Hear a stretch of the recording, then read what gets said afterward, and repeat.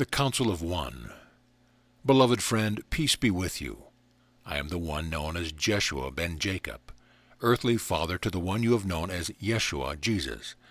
I have had the incarnation which you have known me as Joseph, but I have also had other incarnations, some of which have been recorded and some which have not.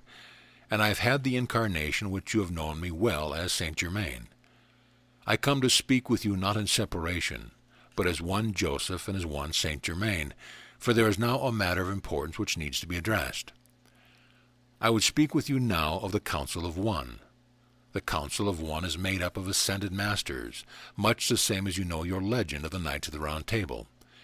In truth, we are knights, and we do meet in council around a non-physical table. The purpose of the council is to watch over the consciousness of this planet, and the consciousness of all other planets and dimensions, for it is the Council of One, one mind. As you have been feeling for some time, this planet is undergoing much of a transformation. It is at the threshold of either stepping into more light or holding back. It is a time of decision. It is a time when those of you who are incarnate are going to be the movers and shakers, the ones who mold the collective consciousness. It is important that you acknowledge it within yourself and you take upon yourself the responsibility and the power, knowing that you are not separate from any of us, as you would call us ascended masters, and as you would look to us as being a great council in the sky perhaps somewhere. It is not that we are apart from you. We are very much within you, and we watch, we walk with you.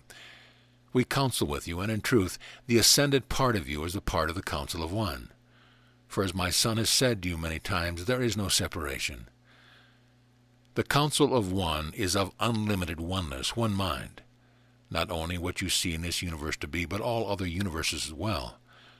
And there is in truth but one consciousness. As you see yourself to be a point of consciousness, a personality, you have various opinions and you are swayed by certain evidence, usually in the outer, sometimes by intuitive feelings.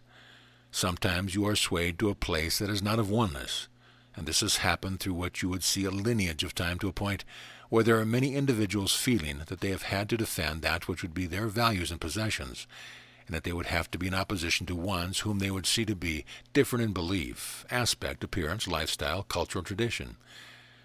As you would abide here and focus what you call your individuality, there is what you can conceptualize as an oversoul.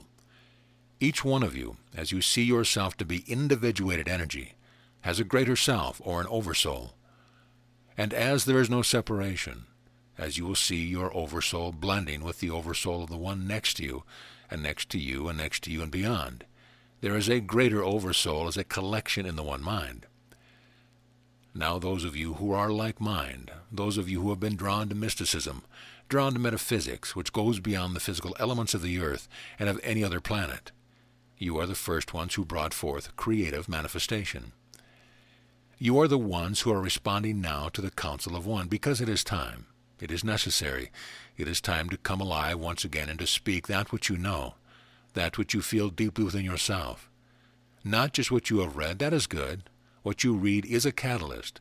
But what you truly know deep within yourself, you can speak as the authority because you know it. There have been times when you have felt like the single candle in the darkness. You knew that it could not be extinguished, and yet you felt, I wish there was another candle here. I wish there could be more sharing. It is time to come together, allowing the power of your light and your love to work together to support, sustain, and encourage each other, to hold each other in prayer, in meditation, and to reach out in compassion to meet human needs. When you are in an individualized consciousness, you are focused on what you are doing, or focused within, and your aura surrounds you. But as you are with others of expanded consciousness, the aura expands. You allow that then to intermingle with the other ones. And there is a feeling of upliftment which you know so well, and it is power. It is power to bring about that which the Council of One is now counseling you to do, to come together, to know your energy, and to make that energy known in the world. For you are at a place now where you have deep feelings about choices which are being made. Some of you have given up. You have said, what does it matter? What's going to be is going to be. What can I do about it? I say to you now, there is a lot you can do about it. What do you want to see? Become clear about it. Even write it down in order to become clear about it. What do you want to see in the next 6 months of your timing? What do you want to see in the next year? What do you want to see for your children and your grandchildren? You can envision far enough out for that. But immediately, what do you want to see? Do you want to see ones laying down their weapons and saying, "We don't have to fight any longer"? Do you want to see ones coming to the place where they can hold out the hand and say, "Yes, we have different beliefs, but we can discuss them and we can dialogue with each other"? You can envision that. It may seem to be impossible when you look with the human mind as the one single candle, but when you allow yourself to know that you are part of the Council of One, and you are, you realize that what you envision will become manifest. Those of you who feel that you are just one small piece of light and that there is nothing you can do, allow that thought to be put aside. We will not battle with that because that only gives it energy. But put it off to the side in a box for a moment and say, what if I could envision the ones who are jealous of each other, the ones who have been taught hatred of each other, the ones who live in fear of each other?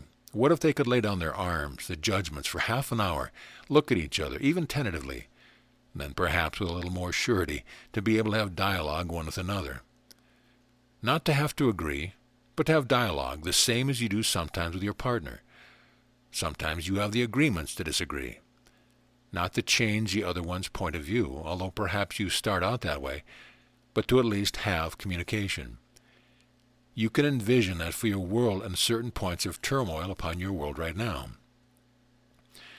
It is necessary for your world to come alive in a higher vibration, for when you listen to your news media, you have all the news of the heaviness of the world. What you must do is to counteract it with your own uplifted vibration. Do not deny what is going on in the world. It is happening. But you do not have to abide in the possible perspective of tragedy. Allow that to be a truth. But your truth is a higher truth. Your truth is of oneness. Your truth is of enlightenment. You have witnessed Mother Earth providing catalysts in the form of earthquakes and tsunamis to provide opportunity for ones to view the events as tragedy or as the miracles of ones coming together to help one another. Where there has been division, there can be healing even in the midst of chaos. Those of us who are of the Council of One, as you would understand a concept of council, individual ones coming together in council, have enjoined me to speak with you about these issues, because there is a light of the dawn, and you are the ones who are heralding the dawn, but you have to be awake to it. The Council of One is in charge of the enlightenment, the atonement, the at-one-ment, the remembrance of atonement. The Council of One is of light, enlightenment, as you all remember in the deepest part of your heart the divine spark of light which you are. Awake, behold the miracles in your midst. So be it. Joseph St. Germain.